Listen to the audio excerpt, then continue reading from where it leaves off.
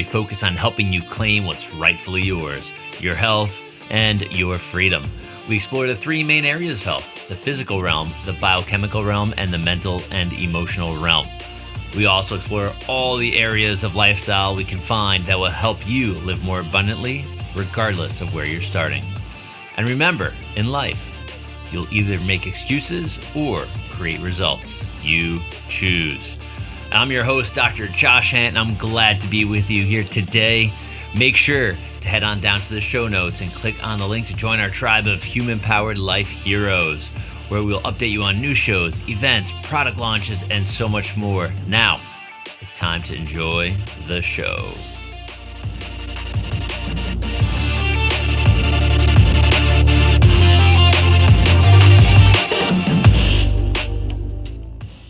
Hey everyone, welcome back to the Human Powered Life Podcast. We have an amazing guest today. He has been on Lifestyle Locker Radio maybe a year plus back. This gentleman is beyond amazing. I feel like I had a knock on the door from God saying you need to have him back on. We'll get into that in a minute. And this is Udo Erasmus. I want to thank you first off for showing up. So everybody, this is Udo. On Valentine's Day. Exactly. I have a date with Udo right now. Here we go. Hey, there you go. So I always want to read something to you, Udo, real quick, that you, when we're filling out the online form that we send out to our guests, and I love this, and I just wanted to share this with our audience. It says, this is from Udo, everyone. It says, I'm obsessed with and loved exploring life, love, peace, inspiration, stillness, health, nature, and purpose. Being born in a war, and he'll tell you which war that is. Being born in a war got me started early on how bad it can get and focus on how we can make it better. So Udo, I would love for you to just bring everybody, within a few minutes here, bring everybody back to the war that you were in. Just I want people to feel, through their ears, what you've been through and then the power of what you're doing now. Right.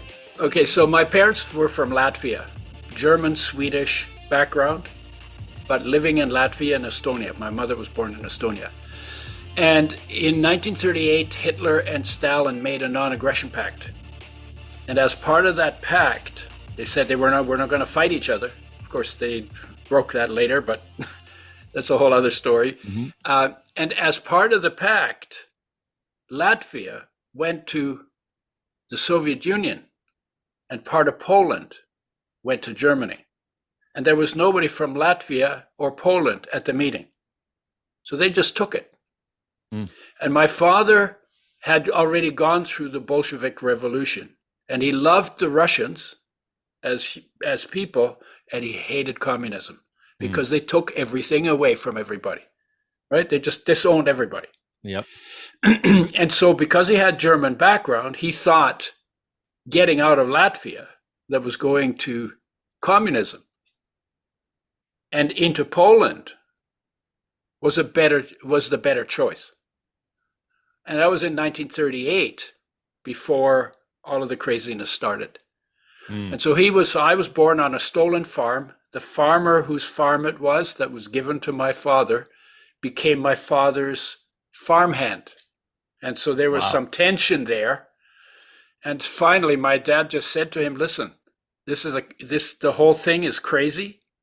Let's run the farm the way a farm needs to be run, together. And then at the end of it, they became friends. And then when the communists started heading into, they chased us into Poland, and then they helped us get out. Yeah, So I was born on a stolen farm in the middle of the war. And then when we headed out, the communists were chasing us in tanks and trucks. We were in horse-drawn hay wagons on dirt roads with no military presence. Women with young children trying to get out of the communisms in their tanks and trucks. And the Allies, the good guys, right, were using refugees as target practice, and they were shooting at us from planes. That's insane. So you have communists from one side, you have the fascists, the Nazis on the other side, and then we have the so-called people that we want to be helpful to us, or being just as fascist as anybody. Yeah, which was crazy. And then my mother decided the roads weren't safe because there were dead horses and mm, dead people in the ditches. So she got off the road and walked through the fields in the winter in snow, and had to leave 4 of the 6 kids in her charge behind because she only had 2 hands. mm, And I got left behind. I ended up in an orphanage. They took me back to Berlin. Berlin was in uproar. It was crazy. Eventually, my mother's sister found out what happened, and she then went and found us and reunited us with the family. But I oh, just wow. remember like not feeling safe. And I didn't feel safe until I was probably 30 years old.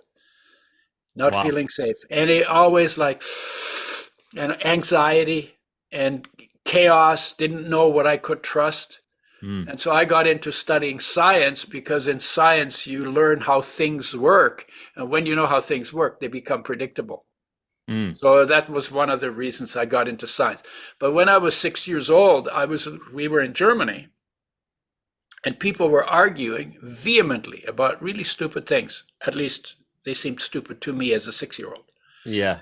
And it always made me uneasy. And I was listening to yet another argument like that. And this thought occurred to me, man, there must be a way that human beings can live together in harmony. And this cocky voice from a little kid who doesn't know how complicated the world is, I'm going to find out how.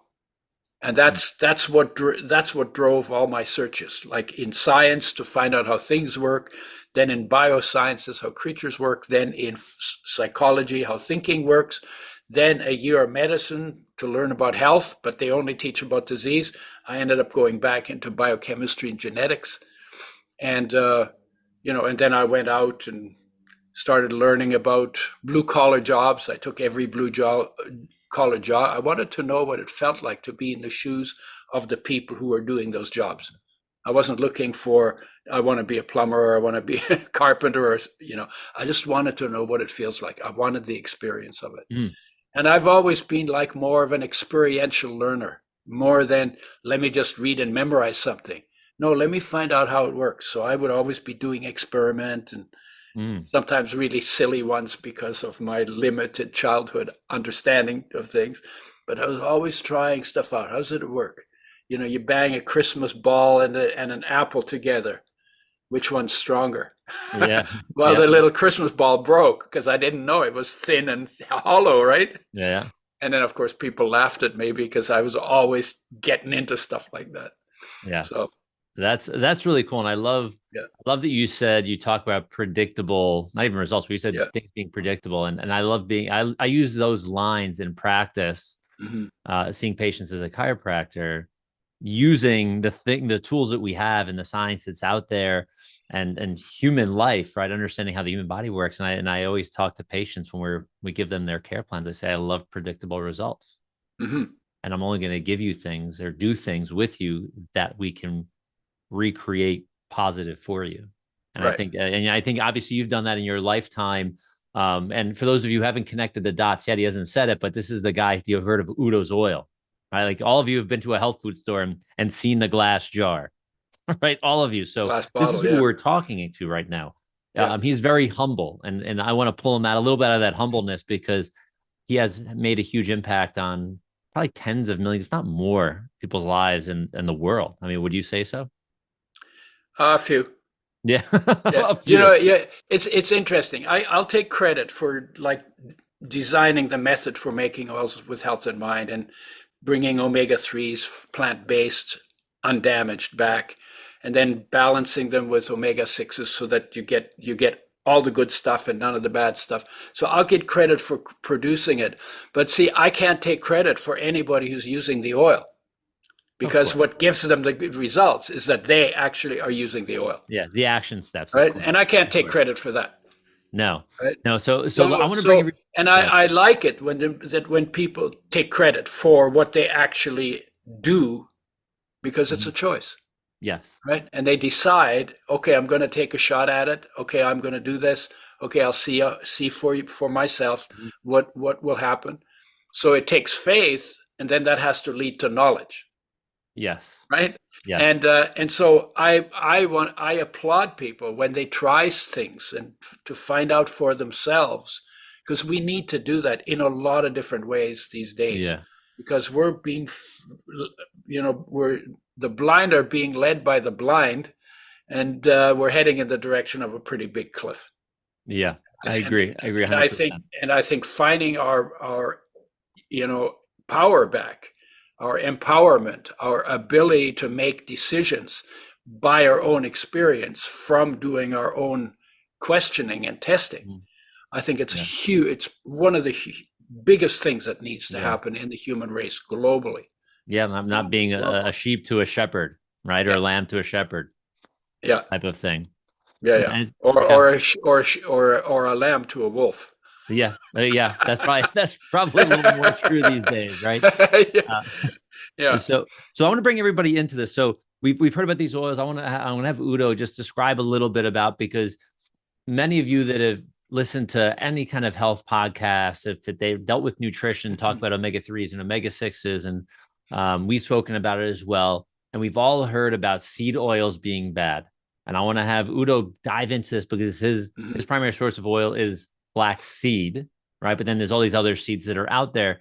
So I want him to, maybe twist your brain a little bit in a good way to wring Yeah, out some of the garbage, so he can yeah. fill it So with some true honesty on how and why it's not necessarily the seed oil itself. yeah. So there's there it comes in waves. We figured it out like 40 years ago when we started working with oils, and the reason why we began to make oils with health in mind and developed the machinery for doing that Mm.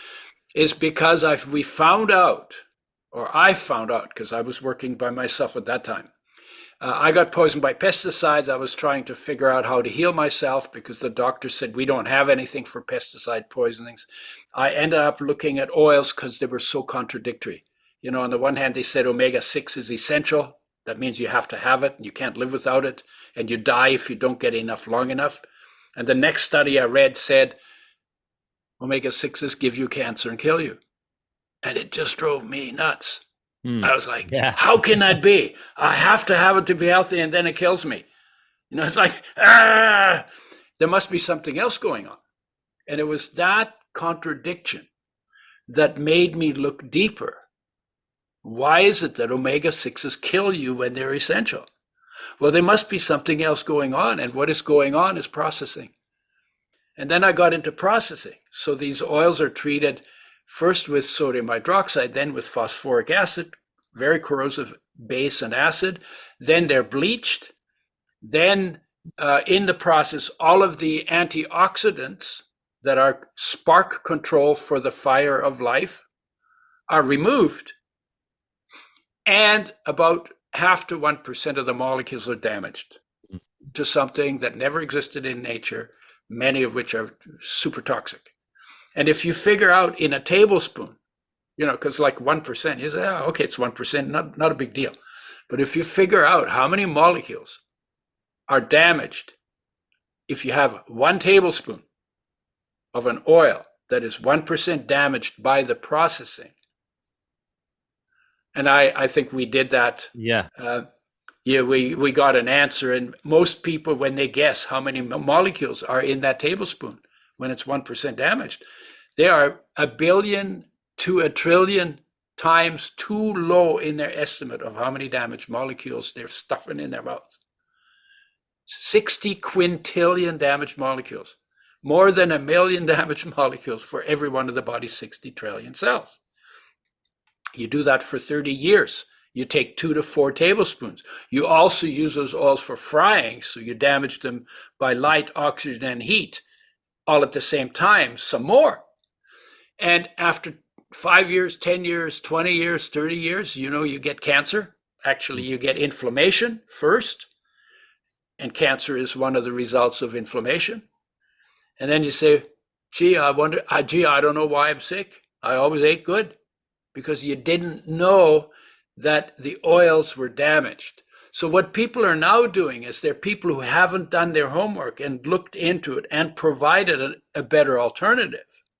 They're just seeing, oh yeah, seed oils are bad because the research is all done on damaged seed oils. And the research blames seed oils for problems.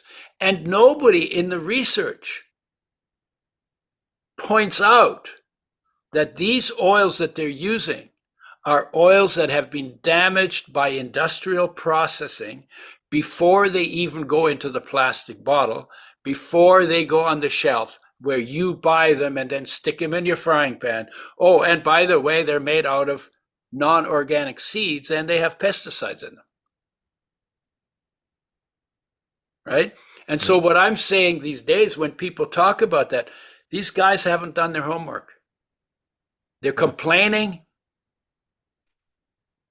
but they've only looked at the surface and they haven't understood, and they're misleading you to blame oils for what needs to be blamed on destructive processing. Because if those oils are not destructively processed or destructively used, they're essential for your health, both omega-3 and omega-6. Yeah. And I, so I'm out there banging the bushes again to try and get people to understand. Don't blame oils for what should be blamed on industrial and cooking damage. Yeah. That and this everyone, this is really powerful. So, everybody's like throwing the word science and research and science over the past years, like it's been in our faces more than ever. And when you're Yeah, doing research and or science yeah, on faulty, yeah. in And your if you case, say, oils, and if you right? say, if you say I am the science and you don't show a single study, Yeah. then maybe you're science that's all made up in your head. Yeah. So we're the research in the oil that we're talking about is like he said is surface based. So they're using if we if we give garbage oil to a researcher, the researcher is going to do what they're trained to do. Yeah. Right. The researcher can go, wow, this oil is really bad. It's very unhealthy. It causes inflammation. And long term, it may cause cancer, heart disease, diabetes, all of these things. But they're just And doing their job because they're giving garbage to start. right, and they have a disadvantage that many of their study grants Mm, come from the industry that damages oils for a living. yeah. And they can't, if they say, oh, by the way, I'm using for this study, I'm using an oil that these guys who give me the grant damaged because they wanted a long shelf life. Well, Mm, guess where his grant's going to go? yeah, Bye bye. exactly. His grant Yeah. goes bye bye. So they're in a position where they're between a rock and a hard place in terms of telling the truth. And Yeah. so they talk about the oils and they show the studies and they show that damage is done by these oils, and they don't make that one little point Yeah. that it's actually the damage done by processing Yeah. that or the damage done by frying that Yeah. causes the Yeah. problems. And I want to connect one more dot with everyone how powerful good oils can be in a comparison to something that is water soluble like vitamin C. Vitamin C can get in and out of your system fairly quickly. You take too much, it disrupts your gut, everything gets cleaned out. It's out of your system for the most part. Not everything, for the most part. Oils stick with you. They don't just go in Mm-hmm. and out of your body. So your body ends up using these things in the cellular membranes. It ends up using these things in every piece of your life, Oh God, they have so many. They right? have so many important functions, Yeah. and the body turns them into a whole bunch more hormones and Yeah. and antioxidants and anti-inflammatories and immune enhancing molecules all Mhm. over the body in every cell in your body. Yeah. And so when we putting bad oils in and expecting a positive result, even if Mm-hmm. it's an omega-3 that's still processed in a poor way, you're Yeah, not doing yourself any good. yeah. Whether it's a Then fish yeah, then you oil can or a take some. flax oil, right? Yeah, Doesn't make a by difference. damaging it, you can take omega-3s, which are essential to health, and turn them into toxic molecules in your own body. Yeah. That's why oils need to be made with health in mind. They're the most sensitive of all of our nutrients. They need Yep. the most care, and we give them the least care. Hmm. We throw them in the frying pan. Yep. That's crazy. Yeah. Yeah. And The also most. I know everybody here has listened to our interview about the Gerson therapy about cancer, and they talk about using in that interview, we spoke about using essential oils, using a flax oil, right? Mhm. And there's a reason they get results. And I want Udo to go back because all of you have probably at least Googled Max Gerson, who we know passed many, many, many years ago. Hmm. But Udo has had some connection with the family way back when. So just share a little, bit. Yeah. I'd love you to Well, share this. yeah, the first oil I developed when we made the method for making oils with health in mind was flaxseed oil. And flaxseed oil used to be called linseed oil. Mm-hmm. But linseed oil was treated with sodium hydroxide, phosphoric acid, bleached, and heated to frying temperature. And at the time, Max Gerson did not allow any oils in the diet except for linseed oil because he got some results, and it was the omega-3s that were responsible for it. And when we started making flaxseed oil, we met Charlotte Gerson, who took over the Gerson therapy, and introduced her to flaxseed oil made with health in mind. And they then switched out the linseed oil, which was highly processed, for our flax oil made with health in mind. And Norman Fritz, who worked with who I spent most of my conversations with, told us that then when they began to use flaxseed oil instead of linseed oil, the results of the Gerson therapy improved. Yeah. Yeah, and this was in like way back in, I think it's 1988, 1980, I think it was 1988 that we met them. Okay. Yeah. So 1988. yeah. So everybody, the science has been out there. The good stuff does good things to the body, as you've heard. Yeah. People healing from terminal cancers or terminal diseases by using food, right? And Yeah. doing positive things to their Yeah. body.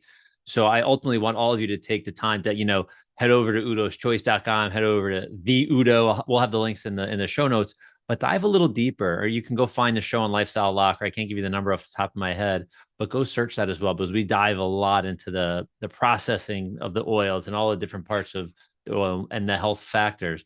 But Udo's been really on a mission, I think, probably since you said like 6 years old at this point, for a few years, just a few, on making humanity better. I know that sounds cheesy, but it's so powerful. Like he's transformed people's lives.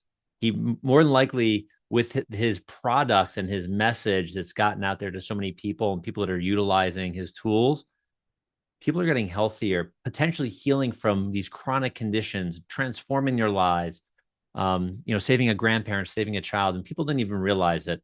So Udo, what's the new mission? I know this, your other mission is not going away. Like the oils that's a huge piece of life Yeah. for you. But what's this focus, this life focus that you've been Yeah. talking about? Well, it came out of a conversation with my mother. When I started writing about fats, I didn't have a job. I'd been poisoned, and I wanted to write a book on fats. I thought people could learn from it. And with what I was learning about fats, I was shocked because it wasn't out in the, people didn't know. So I thought there must be people who can benefit from this. So she asked me to move her dahlia bulbs. And I said to her, Mom, I don't see it as the purpose of my life to move your dahlia bulbs. And I thought she'd be angry. But she wasn't. She said, what do you see as the purpose of your life? And I had thought about it like quite a bit, and I had never figured it out. But when she asked me the question, it just came out of me. I said, well, I'm going to make sense of how fats affect health. And I was already on that mission. And then I'm going to turn health into a teachable field, because we don't have a teachable field of health. That's what I went into medicine to try and learn, but they only teach about disease. Yep. So don't you think that we should have a coherent understanding or a model of health that you can use to understand how people departed from them, and then turn them in the direction of health, give them a push and watch them get better? But we have to have that model in order to do that. So, and we haven't done that for 200,000 years. So it's about time. Yep. And then that was the second thing. I'm going to turn health into a teachable field. And then third, I'm going to turn human nature into a teachable field. Why? Because the reason why we're so stupid and so ignorant and so destructive is because we're not in touch with the deepest, most powerful, most peaceful, most loving, most inspired part of our own nature. And we don't have a model for human nature, so there's nobody teaching human nature. I mean, if you think about it, we know more about our computers and our iPhones than we know about ourselves. We know more about our neighbors than we know about ourselves, right? It's all gossip, right? And what does it take to become fully present in all of your being and your surroundings, and not just tripping in your head about whatever anybody piles in there? Right. So that's my grand opus. I'm 80, so I'll be 81 in May. And this is a piece of these two pieces of work. There's a lot of similars between health and human nature, because health was created by life in nature. And so health results from living in line with nature and our nature.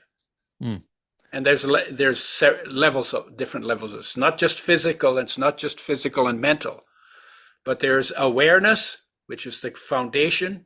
That's where peace lives. And that peace is not just in our foundation. That's our access point, but that peace is everywhere in the universe. Everything. All when galaxies collide, they collide in perfect peace. Peace is the container for the entire universe, for our existence as well. So peace is the foundation. Around that is unconditional love.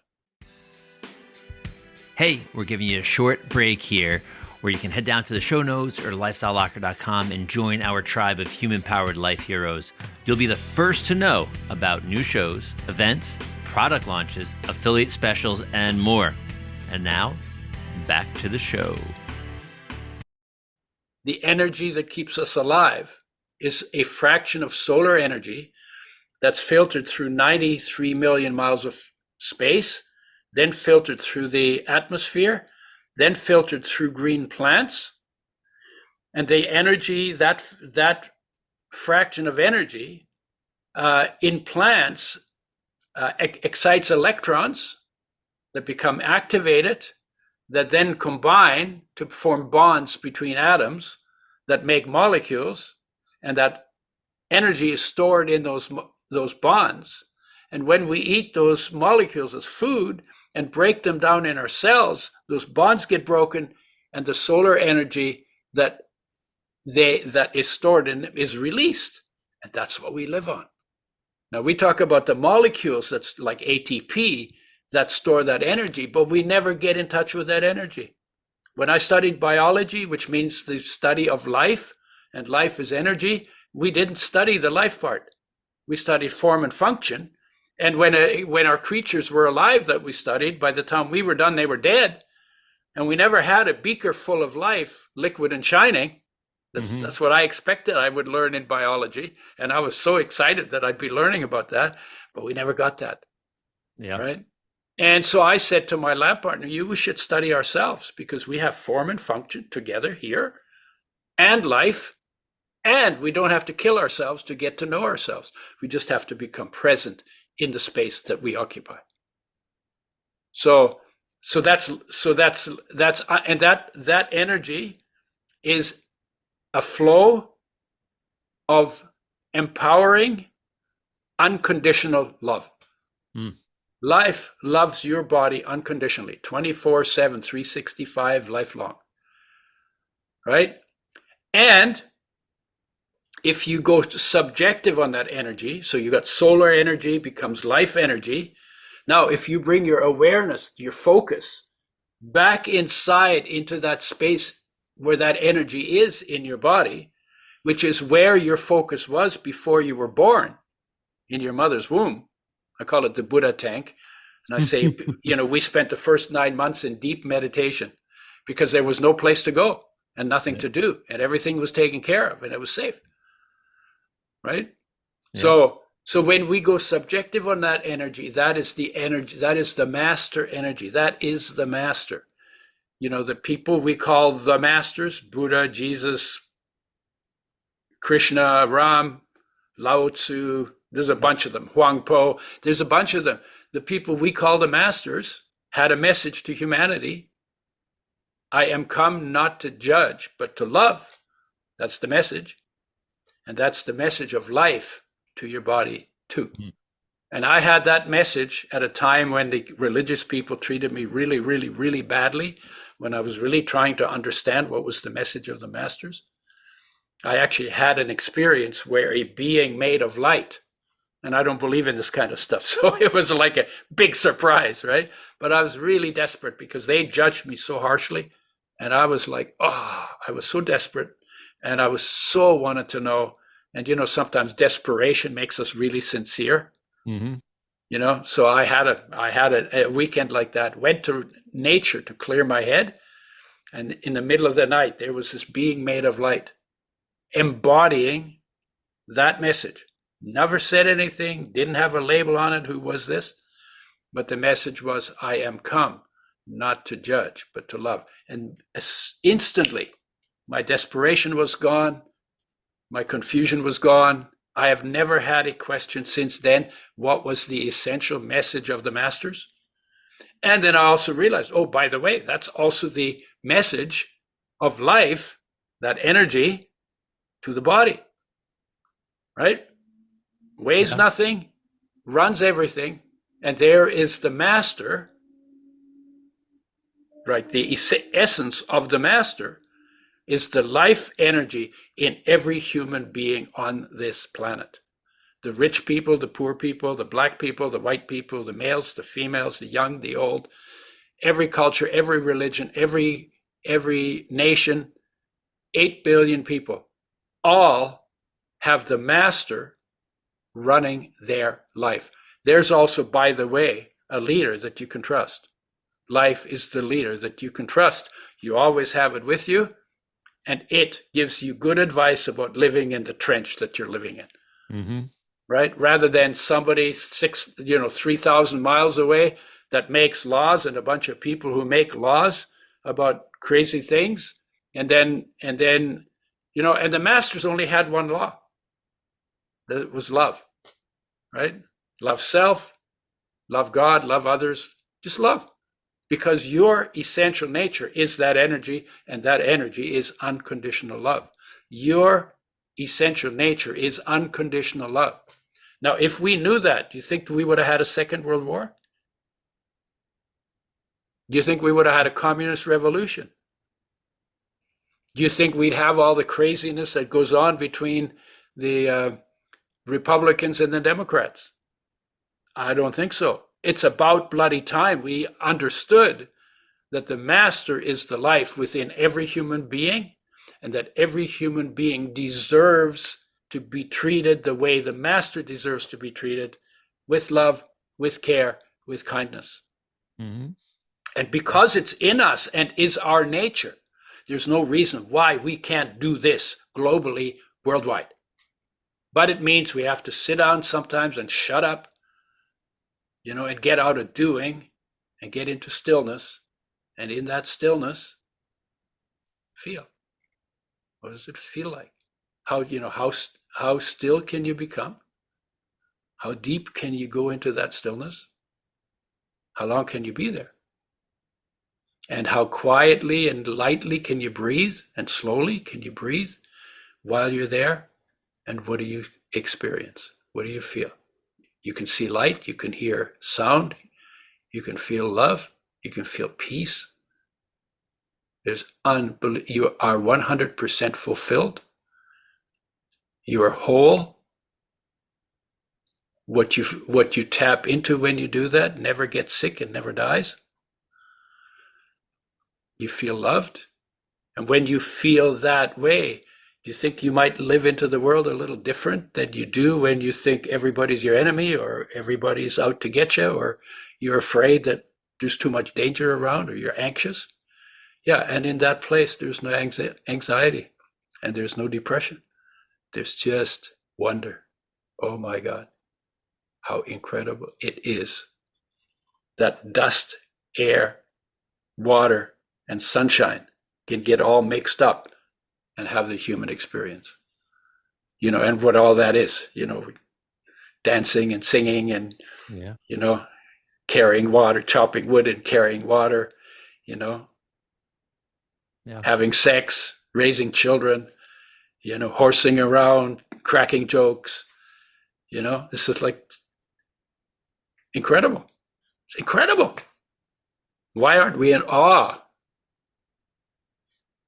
of what this is and what everyone else is also Yeah. equally? Yeah. I mean, what I'm taking out of this is, there is an organizing intelligence in everything and every one of us. Right? We don't have to think about it. It's there, whether the Yeah, intelligence is it's and God it's or always whatever it may be. and it's always been there, and Uh-huh. it's the power, and it's the energy, and it's the CEO, and it's the president of my life, and it is the master of my Mhm. body, right? And it is everywhere present in my body. It is all powerful in my body, and it knows everything about how to run a body of 60 trillion cells in Yep. harmony so that this body can do coherent things. Yeah. Yeah. Yeah, and just to connect one other dot that I'm pulling just some of the thoughts that are coming out of your mouth into my brain, Yeah. and connecting some of my life experience. And I've spoken about this in other shows, but you also said without saying it's first about being Yeah. Well, you know, versus doing. yeah. It's one of my, it's a joke that I play on people sometimes. We're called human beings. We've become human doings. Everything's about do, do, do, do, do. You know, Yep. so I say to them, hey, whose body is that? I point at them, say, whose body is that? And they say, my body. That's my body, right? I mean, unless they're really cosmically tripping, then they do other things. But most people say, well, that's my body. You know what you just did?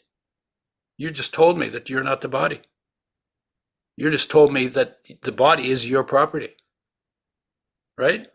This is Yeah. my body. Yeah. So I'm not the body. Well, then who the hell am I?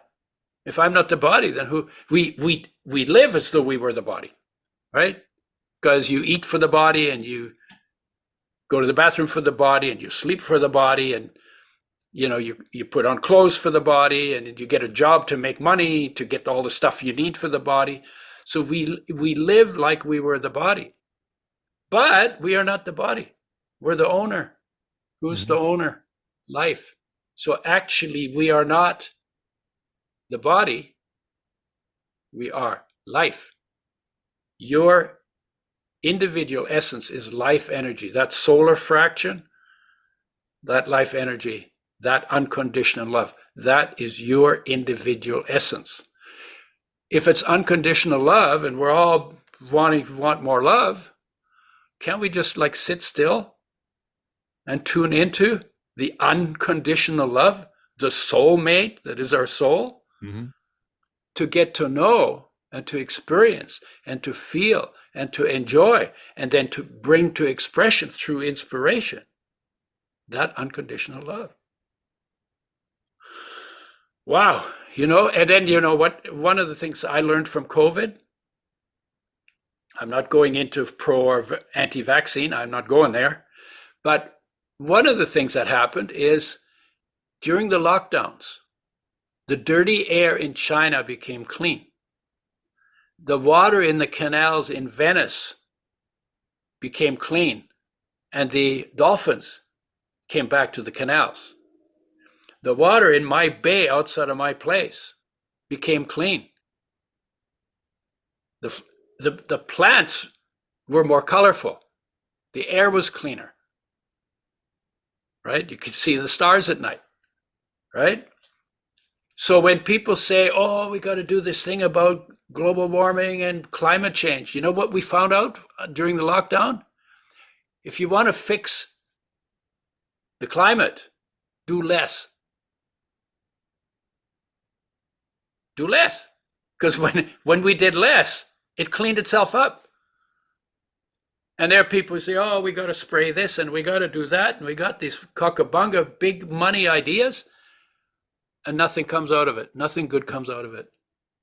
The only thing I would say we should probably pay attention to, plant trees, because we used to have 10 trillion of them, and now we got 2.5. So we've knocked down 3/4 of the tree on the planet. We should all become tree planters. We should get rid of the rules that says you can't plant trees here and there and there and there. Plant trees, and the second is water management. There are places where we have too much water, and there are places where we don't have enough. In 1910, they had actually built a grid of water management throughout North America, so there wouldn't be any more dust bowls or there wouldn't be any more desert problems. And then they got sidetracked by fossil fuels, and it never got put in place. And the other thing is that if you slow down the rate at which water that falls on land returns to the ocean, then you take care of all of the growth issues and the desertification issues. I'm not talking about dessert, I'm talking about deserts, right? Then you do that. Slow down, whatever that takes. Some people do that there's a creek that comes down a hill, and what they do is they put these herringbone like little walls up, so the water goes and it slows way down. And if you slow it down and it doesn't just run off, then it soaks into the ground and you build up the water tables again. And when you build up the water tables again, the roots can get to the water, and then things that grow will grow better. And we need the plants to grow. They make our oxygen, they make our minerals available to us, they manufacture our vitamins, they manufacture our nutrients, they manufacture our amino acids and fatty acids, right? And so we are dependent on plants for our life. And we need to go from being greedy killers to grateful gardeners. That's the change we need to make in our orientation to how we live on this planet. Yeah. There's a saying that the gentleman that developed chiropractic named B.J. Palmer, he said this. He said, nature needs no help, just no interference. Good one. I had never heard that. That's beautiful. Yeah. So, and this is probably the early 1900s, he's coming up with this, before any craziness, that type of craziness that we're living in now. Yeah, I was going to say craziness was not invented in the 20th century. Yeah. The Roman Empire was already corrupt. Of course. But like the way we're dealing in the modern version of it. Yeah.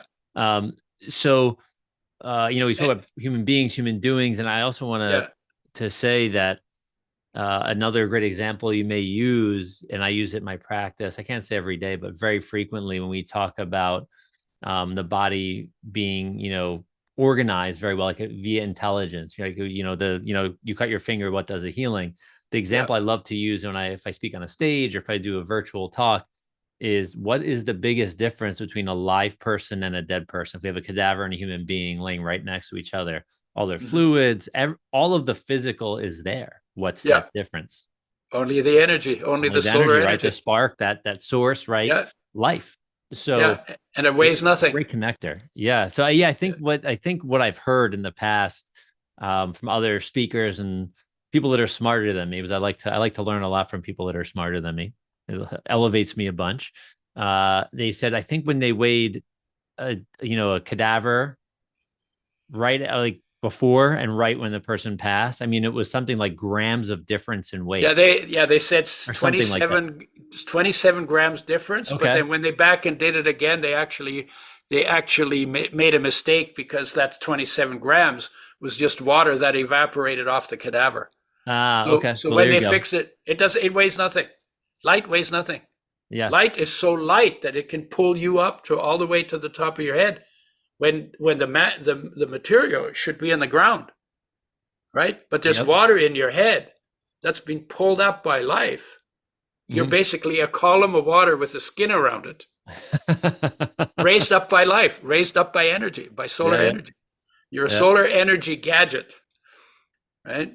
Very cool. And then the beginning of the corruption, wasn't the Roman Empire.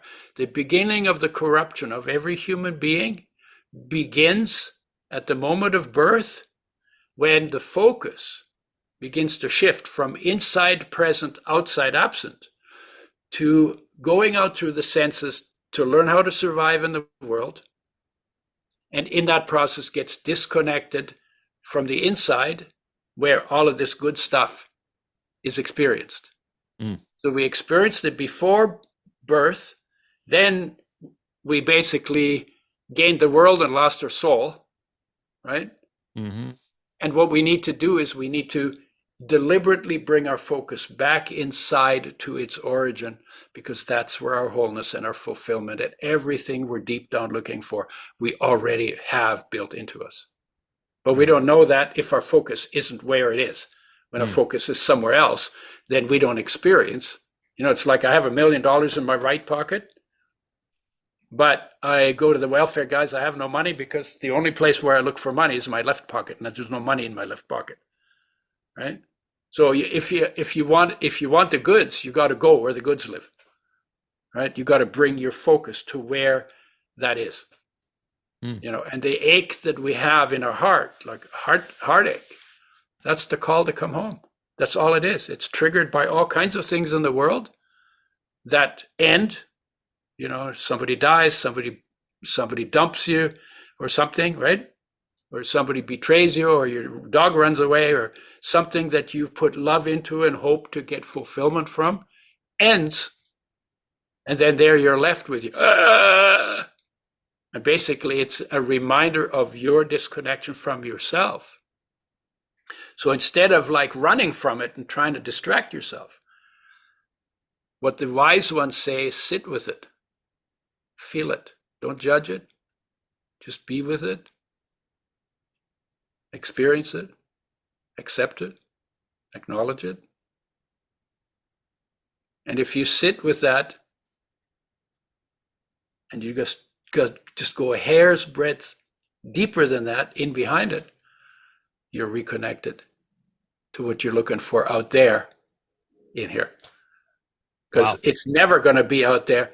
It's always going to be in here. So it's a coming home to ourselves that is the first step to changing the world into a place that works for everybody. Well, everyone, hopefully your minds, the gears are going right now. Yeah. Warp speed, absorbing all of this. You're probably gonna have to do a little rewinding and listening again, at least in the last 20 minutes or so. This is really deep stuff, really powerful stuff. And Udo is not just some new age guru that's just shown up. I'm a brother. He's seen the hells of what the planet and the people, what the people brought to the planet. He's been through it. Yeah, and he's also seen the light. I say to people, I wouldn't recommend that anybody go through a war, but it was a gift. It didn't feel like a gift when I was in it, but it was a gift because it showed me very early what happens when you don't cultivate peace and love and inspiration in times when you can, because then you're going to drift, and drift is always downhill, and anything that drifts downhill will eventually end up in a gutter. And that's what we're doing because we're not making what is most important. Yeah. Right? So I got my nose rubbed in that very early. So I began to ask questions about what is it? And I would look at everything that was wrong and I said, why? It always comes back to because we got disconnected from ourselves. We didn't feel that good. We were discontent, and then we did stupid things. Yeah. And then stupid actions have stupid consequences. And the idea that you have freedom without consequences is another pipe dream, right? All actions have consequences. Everybody wants to be free, but not deal with the consequences. Guess what? We've been doing that for so long. We got a lot of consequences coming. And we need to first reconnect. The wholeness is there in the midst of all the craziness. The wholeness lives within you. And from that wholeness, you can make the world whole, because that will be your expression when you have done your homework. Exactly. And I'll just finish with this, everyone. We've all experienced this podcast. I'm like soaking it in as well. And one thing that I realized as he's talking about war and in the past, and thinking about World War II for me as a Jewish guy, and the horrendous things that happened is just like I get like feel like I get like a dagger in the heart when I think about it. And what I've realized in almost all of these types of wars is, at least in my perception, maybe not anybody else's, is that people want too much power, especially like we'll think of a Hitler. Yeah. They want to become the god. Yeah. You know why they want the power? Because they feel powerless. You know why they feel powerless? Because they're disconnected from the power that is their life, that is more than adequate power for anything you will ever need to do Mm-hmm. and have. Yeah. So Right? so we have the power. We're born with it. We're developed this with this magical intelligence, I believe, inside, and we just have to express. We have to first be, then we can do. But the being comes first, and then ultimately we Yeah. have the peace. We have the abundance of whatever it is in life that we want to be abundant in, whether it's love or whether it's things. Everybody's a little different, and I think that's great. That's what makes the world go round. But we first have to be and have that connection, and it Yeah. becomes very powerful. So I trust all of you will be doing some homework, rewinding, like I said. Get yourself an oil change, as Udo said in the last And interview we did, and get some Udo's oil and dive back into the show and listen to where you think you missed something, because you probably did. I know I'm going to have to go back myself today as I'm producing this and re-listen to it one more time. But I think it's just very powerful, what we can experience and express as human beings.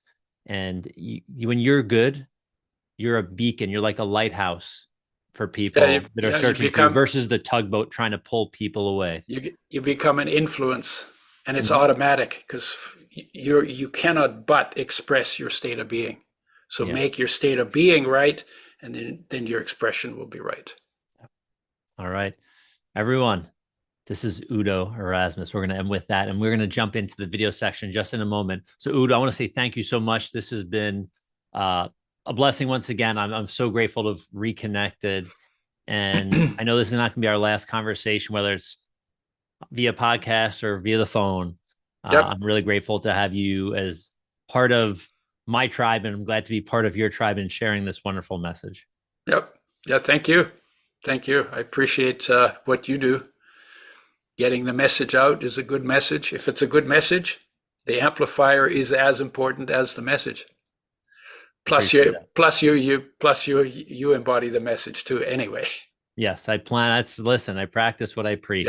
Yeah.